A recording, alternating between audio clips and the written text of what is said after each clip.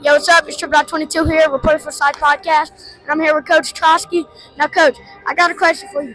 What started you doing all these drills and coaching all these amazing players? I believe necessity is the mother of invention.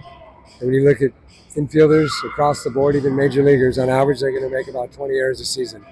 And so I'm trying to fill the holes. So I like to dissect. I like to learn.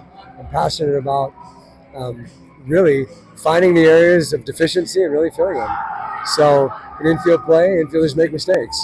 Well, sometimes you just make mistakes because you're human. We call it the factor. The factor is the human element. THE, the factor. It's the human element. So as human beings, there's no perfection. It's imperfect perfection.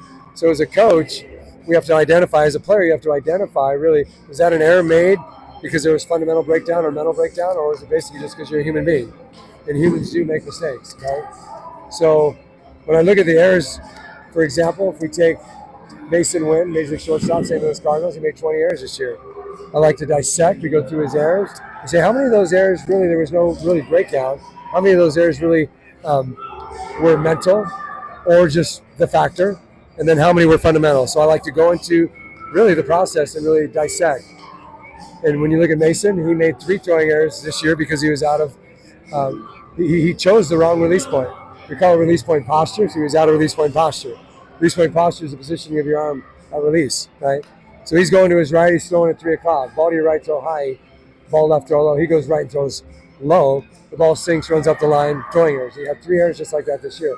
So I love dissecting. I love learning. I love helping players get better. I love finding the areas of the game where we're struggling, and I love really building on those areas. So the mental game is one of them, under taught, and the most important component of the game. The mind's the engine that moves the body. If you want your body to move for you in total performance, we've got to get our minds right.